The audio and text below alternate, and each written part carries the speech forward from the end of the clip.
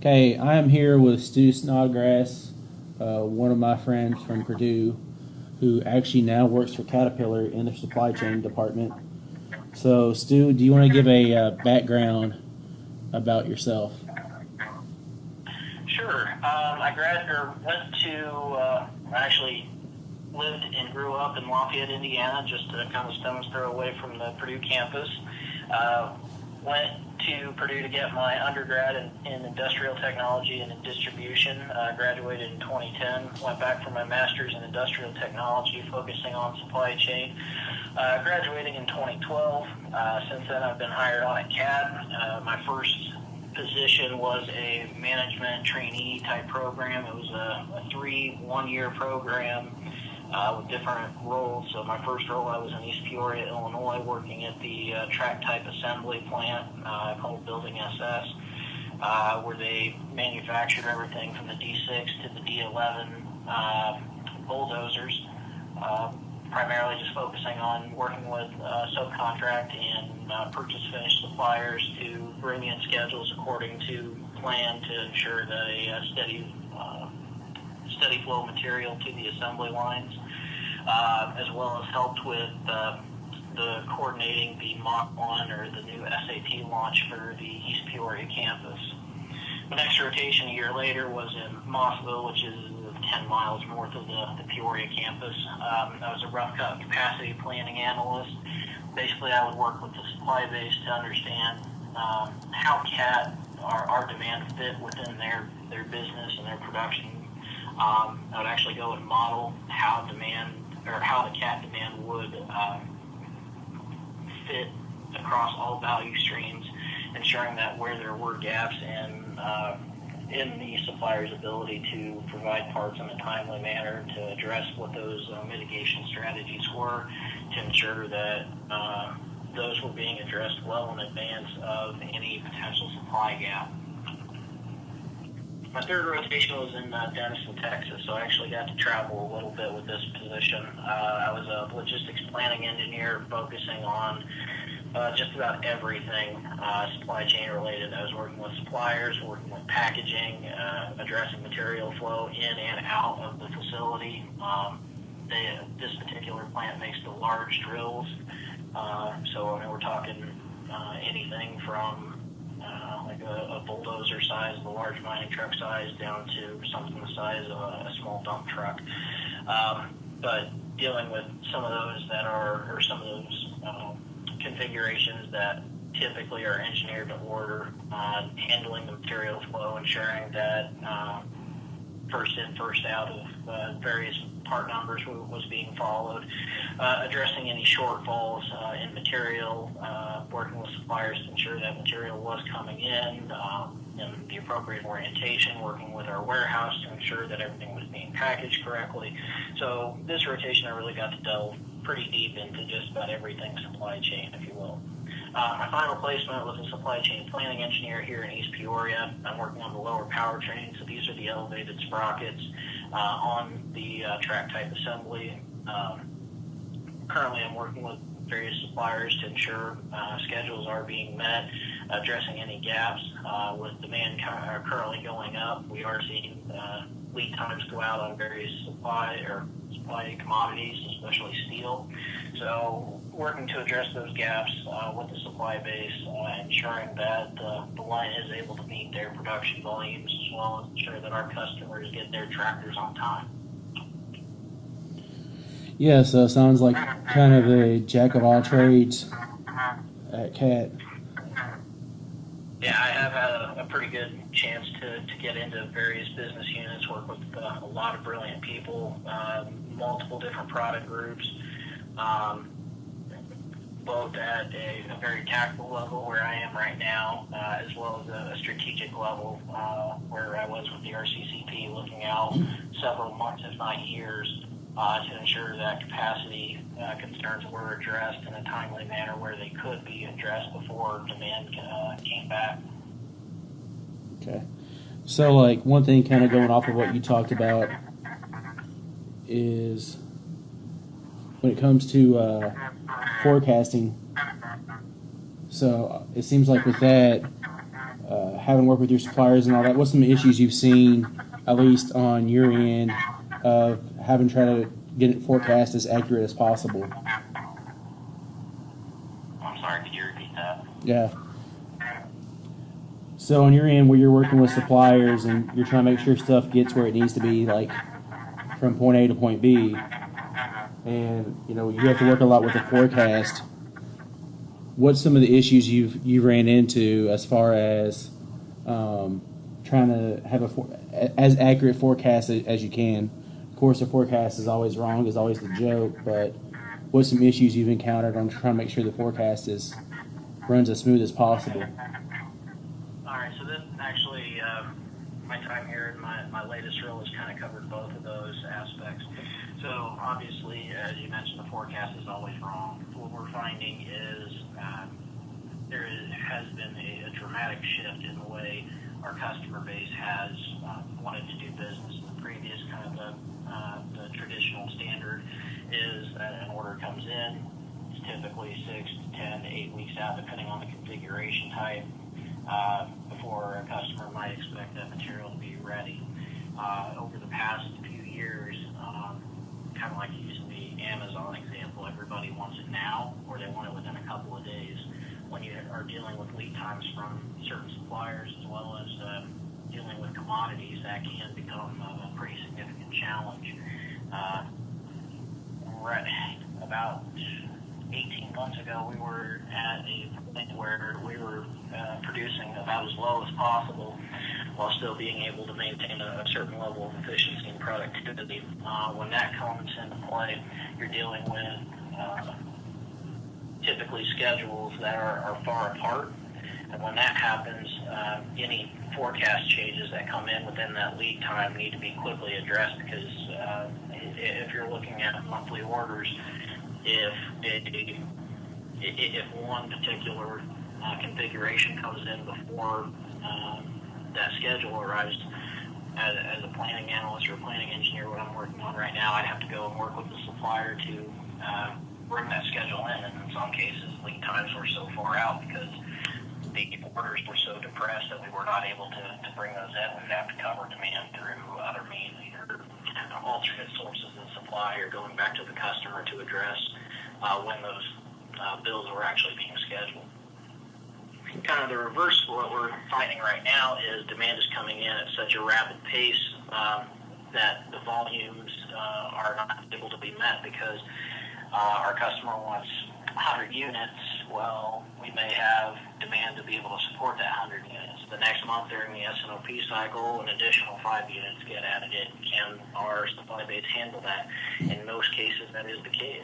That is an acceptable increase. In other cases, that is well within the supplier lead time. If you're dealing with overseas suppliers, you're going to see that the lead times will continue to extend, especially as steel lead times continue to go out from what was 10 to 12 weeks 18 months ago to out to as far as 20 to 24, depending on the steel grade. So when demand continues to increase while lead times continue to increase as well, there will be supply gaps that have to be addressed. And it's just a matter of working with the category teams, those individuals that have direct contact with the supplier and their leadership, as well as those with the steel mills, to address those gaps, try to find material, come up with intriguing or innovative solutions. And if not, then we have to go back to our supplier or our customer base and basically say, hey, we cannot beat this, here's what we can do, and provide kind of a best ship date as an option. So again, we're seeing more and more of that come up because of the demand we're seeing. Again, the way CAP forecasts, we have to take into account multiple different variables, such as commodity pricing across the world, different geopolitical events going on in different regions. What I have found kind of most interesting is currency fluctuations will actually impact where we build as well as what we can build in certain countries. So if the euro is down, it may be more efficient to build a product in Brazil or here in the States and then ship it to take advantage of those currency fluctuations. So it's just taking a look from an overall supply chain perspective is clear. This position has given me an opportunity to take a look at kind of multiple different facets of the business and how an operation can be run. Yeah, and some of the stuff that, it's stuff that I have experience with, because the fact is when you're working for a big company like Caterpillar, or in my case where I just came from Valio, you have to deal with the whole thing with globalization and the fact of what happens in another country has a huge impact on your supply chain. And, it's one of those things that I talked about before we start recording about how, we were looking at trying to go move a supplier to China, but because of the situation of possibly an embargo or taxation and everything else, we immediately had to change our plans from going from doing business with China to looking at a different country such as like Turkey, for example. Another thing kind of touch on that you were talking about was the whole impact of working with different customers. And I know it's something we talked about the other day and I talked about in class, the fact that the way customers are now and the whole we want it now, we want it immediately. The other thing that comes with that is customization. The fact that you may have your stock model, but your customer, you may want it tailored to a certain degree of what fits them. And how much of that does that impact your all supply chain process when a customer wants something that's tailor-made eventually straight to them? Well, one of the solutions is to kind of develop a lane strategy. So CAT has kind of a four-pronged lane strategy where our lanes 1 and 2 are kind of the bread and butter, the stripped-down models that can be produced very quickly, relatively inexpensively, and are produced often enough to where adding a machine into a build forecast has a relatively small impact on the ability to meet the customer demand within a given quoted lead time.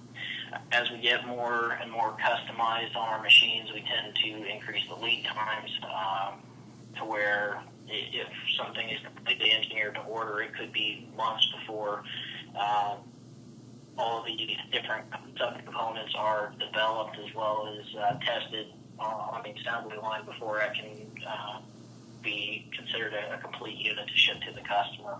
Those tend to be few and far between.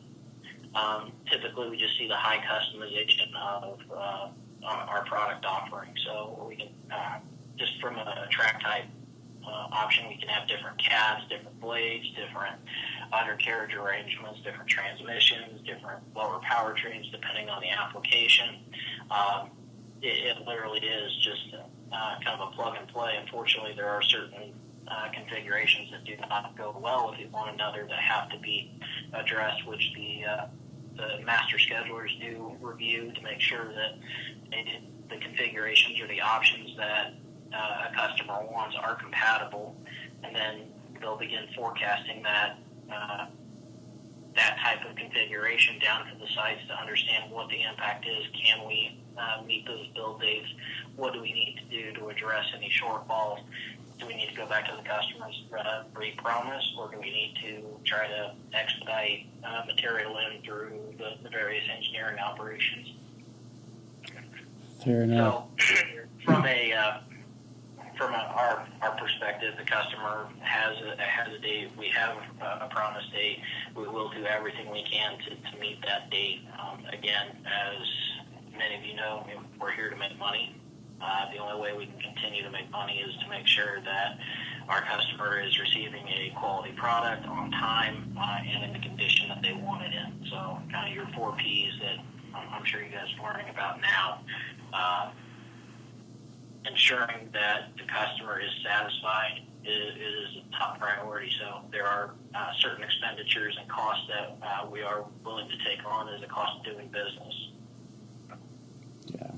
So it kind of goes back to the old why I was saying that the customer is always right, because you're always trying to make sure that you're delivering that quality product so that way you keep on having return business, because, I'm sure that Caterpillar is like other companies I've worked for where you have a long contract and those contracts come up for renewal. Sometimes it's a year, sometimes it's several years down the road, but you always want to keep that customer happy and keep them in, just constantly engaged with the process, so that way you have the repeat business and it helps streamline everything down the road. Absolutely, and that's where CAT does have a competitive advantage in our service distribution network.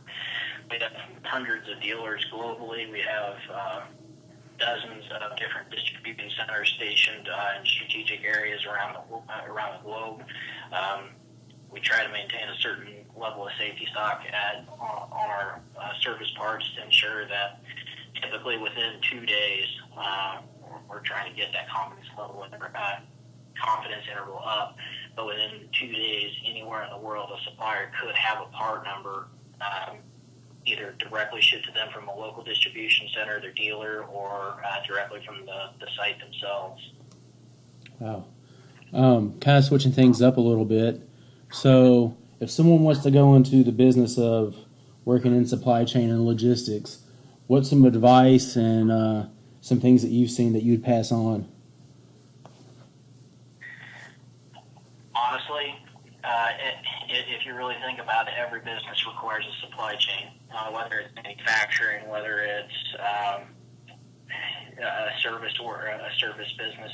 There is some function of supply chain, scheduling, demand and orders, the actual replenishment of material. All of those are supply chain functions. So really understanding that taking what you're learning now and trying to apply it to the various businesses wherever you would like to work, wherever you're trying to apply to, being able to take kind of the function of their business and turning it those examples or what their product is into a supply chain function will give you a competitive advantage over your other competitors for that position. Some of the things that I've found is just always go out, try to learn different things about the business. If you are in a logistics function, try to learn more about the impact of the demand and orders side. If you're in the operations side, understand how your material flows through the shop floor, as well as how does it flow in and out to your customers.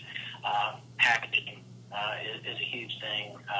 Making sure that as far as quality is concerned, if you don't have the right packaging, there's a significant opportunity for that part or those components to be damaged in transit. I don't know if anybody has ever received a banged up package from UPS or the Postal Service, but when a supplier receives a cardboard box that looks like it's been damaged from the in-transit freight, that does have a significant impact on their ability to build, because that part now has to go through an inspection process. You lose time, you lose efficiencies if that material is delayed. So there are multiple options of how supply chain functions within any type of business. So always be willing to go out and learn.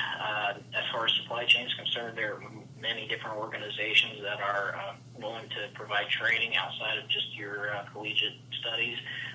APICS, APICS, is a fantastic organization. It does offer different certifications. Most of what you're going to be learning throughout your tenure here in your studies, so it just kind of adds a feather in your cap, but as well as it provides a recognized certification that you have the ability and knowledge to be a supply chain professional. Kind of going back, kind of backing up your point where you're talking about the whole fact of getting the banged up box or whatever, kind of being on the flip side, just to show the impact it can have, was at a certain company I worked for, we had one of our engineers was sending parts overseas for a machine they were working on to get it ready for us, and the engineer didn't secure the parts in the box, and so by the time they actually got the parts over in China, the parts were completely demolished. Basically, they were useless, and it set us back another 6 weeks. So that kind of brings up the point about the fact of just how important it is when it comes to shipping that you actually secure everything if you're ever in that role. Another thing is to kind of, with a lot of stuff going on, and again talking about the fact of how certain events, worldwide events, could have an impact. I mean, with Caterpillar being an international company and a strong roots everywhere, especially domestically, how much of an impact has like the hurricanes had, like especially the one down in Texas, has that had on your all supply chain process with not only with Caterpillar but with some of the suppliers you've worked with? Well, one of the things that CAT has really done over the past few years is develop data integrity and being able to look at multiple sources of various data to ensure that we have visibility to kind of those impacts of severe weather, geopolitical events, that type of thing. So we have kind of a centralized website that we can go to that monitors those type of things. With having we also monitor our own and coordinate our own freight so that we have that type of visibility.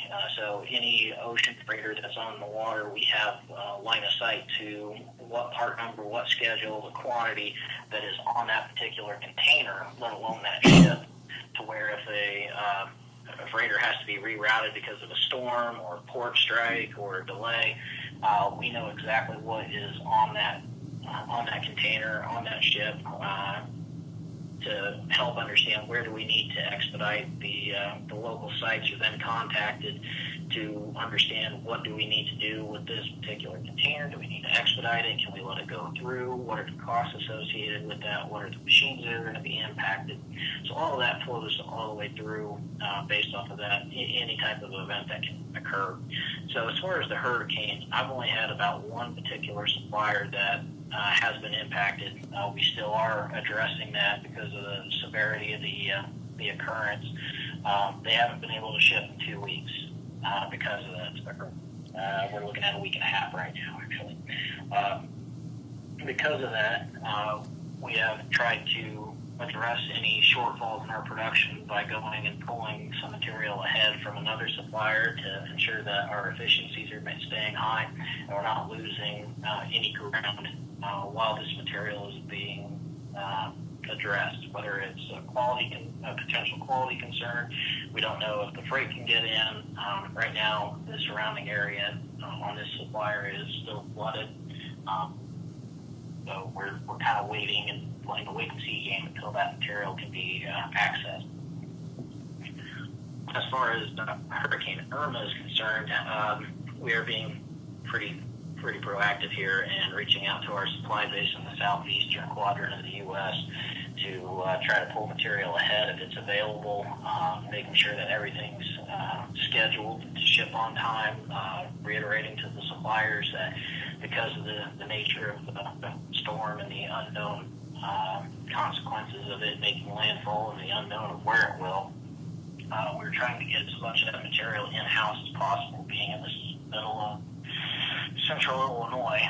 There's not a whole lot of concern about a hurricane coming up here, but because of the routes and the potential floodplains of our supply base, we are trying to get as much of that material out of the supplier and into our hands as possible. Gotcha. Again, shifting around again, back to a different thing.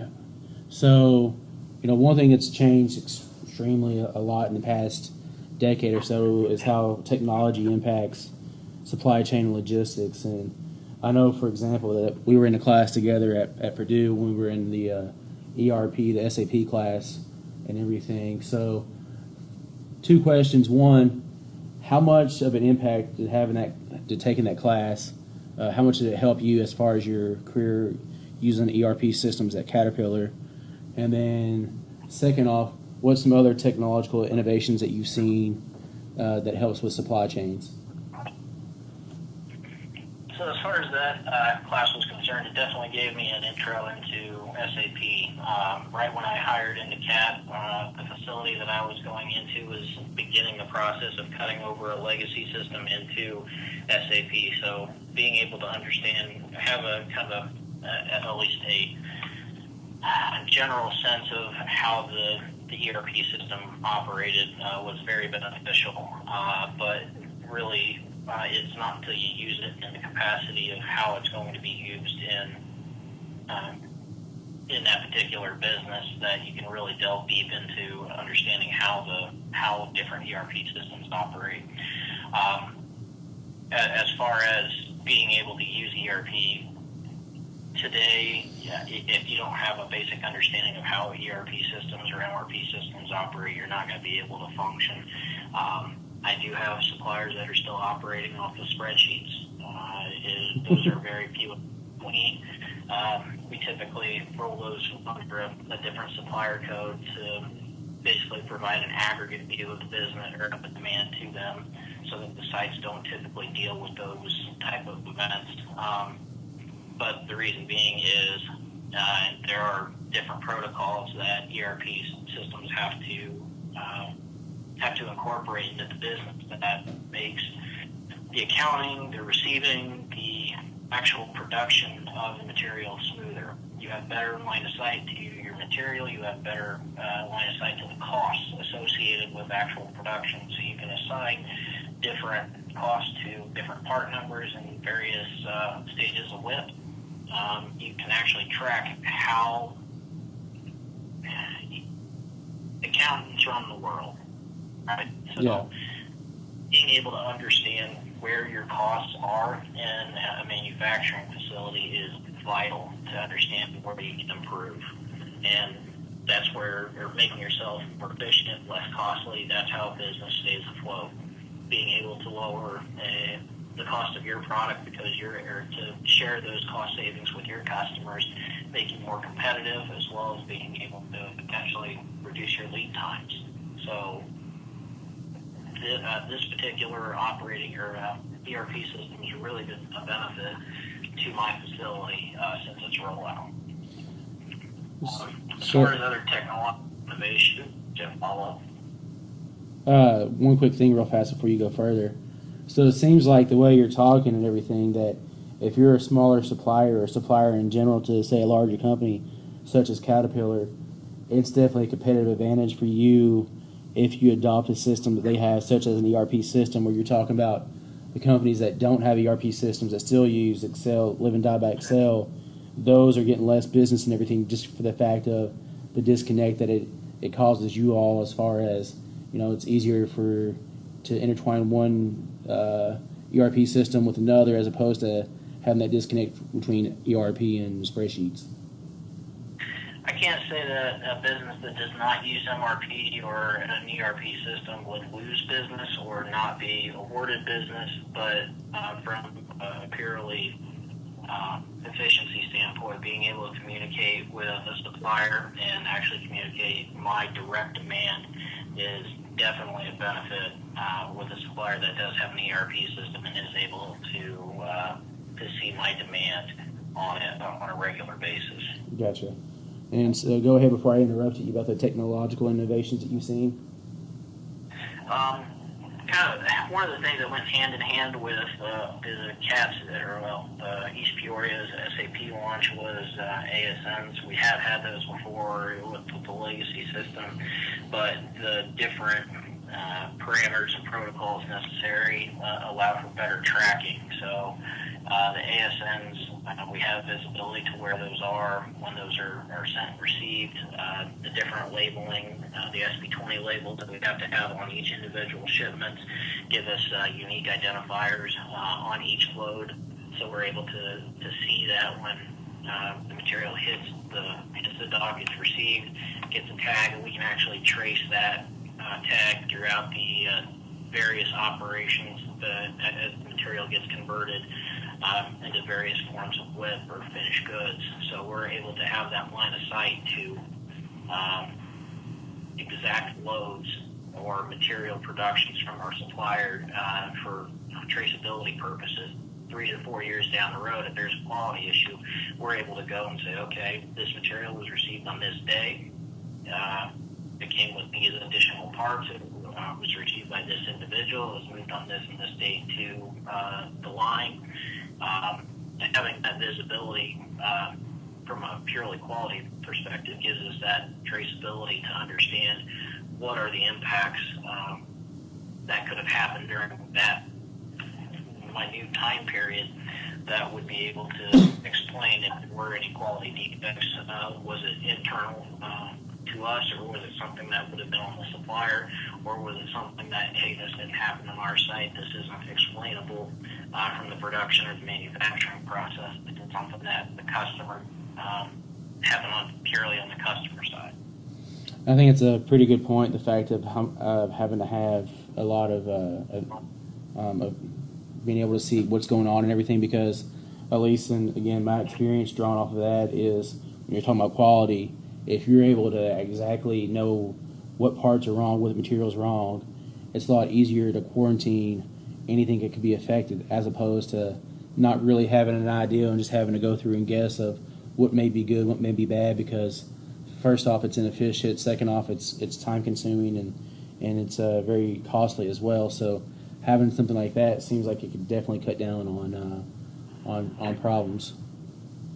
Correct. If you have a situation where you have to quarantine an entire part number in your facility, you could have thousands. That could immediately impact production, your customer ship dates, your promise dates, until the situation is resolved and the impacted quantities are either confirmed or segregated from the conforming materials. So having that visibility into the actual impacted loads, I mean, you may have a situation where all the part numbers are impacted, but at least you would have that visibility. So it does save a lot of time, cost, and eventually your reputation, to ensure that you have that ability to quarantine any negative material so that it does not get out to the customer base. Yeah. And then, so kind of one of the last things to touch on, because I like to hammer this point home a lot in class, is the fact of, a lot of, I'm sure you've seen it elsewhere and everything else, is a lot of times in industry, if you're working in your department, you have the silo effect that happens where people are just so concentrated on what they do, they kind of forget that their actions have impact on other departments and down the line. So for you, what can you say as far as how important communication is in working with cross-functional teams? It's absolutely vital. Just a recent example, I'm transitioning a part from a different supplier, an internal cat supplier that was produced at facility that is now going out that the first is finished, to an external supplier that uses a BMI warehouse. One of the things that was being coordinated outside of my facility, actually everything had been completed. The new parts, the new economic order quantity, the packaging size, all of that had been happening out of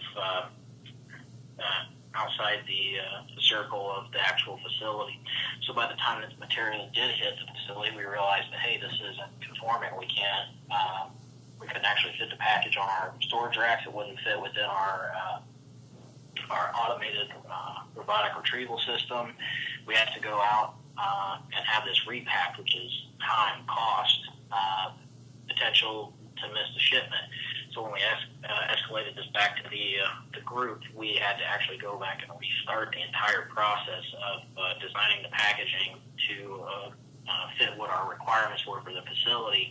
We've lost several months of time on this, and we're able to maintain because of some safety stock that we had on the part itself. But the cost of having to go through, take the time to send the part out for repack, bring it back in, those costs negatively impact the variance on what it costs to actually produce the upper level part for me. Yeah, so it sounds like it was a fun time then. Oh, it's a blast. I think that's all I got on my end. Is there anything else you want to add before we wrap this up? Well, I mean, from the sound of it, this is kind of like the IT 104 class course, right? I'm sorry? So it's kind of like the IT 104 course, right? Yeah, it's like 104. Okay, so I mean, basically, the course is just going to touch on the high-level supply chain functions as everybody gets out into an actual industrial practice or a position.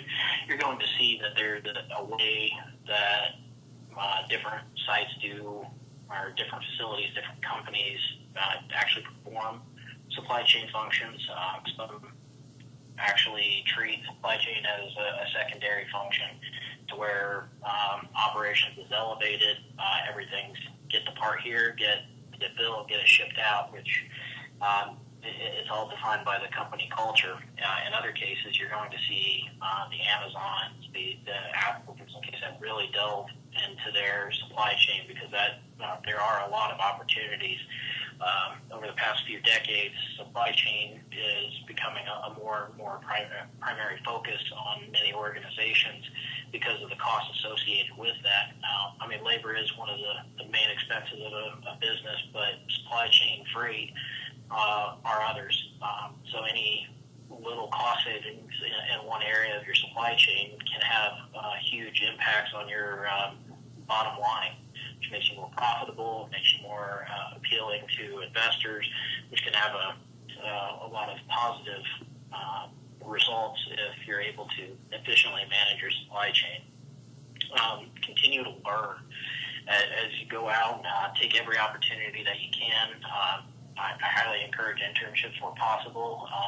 If an internship is not possible, or it's not possible in a company that has or that will delve into the supply chain functions, try to get your hands on it. Look at those other opportunities within that role. Expand your role. Take on more responsibility to really understand how the business functions, and you'll make yourself more vital to the operating of that business. So you can a little pizza joint. You can work with your suppliers, your different utility operators. How can we make better use of physical and manpower resources? So all of that is continual improvement efforts within supply chain. So as you get more and more into your studies, you'll see lean, how that impacts supply chain, as well as manufacturing. Lean was really introduced as kind of an operational or manufacturing philosophy, but you will find that there are many concepts and principles from the lean methodologies that can translate well into supply chain, and that haven't really been optimized or utilized as well as they need to be. So there's always going to be room for improvement, and the more understanding that you have of a business, the more understanding that you have of supply chain techniques and procedures and philosophies, the more you're going to be better able to help a business operate at a higher efficiency, higher productivity, lower costs, and in general just be a better company to work at. Gotcha. All wise advice and everything. So, all right. On that note, I'll go ahead and cut off the recording. And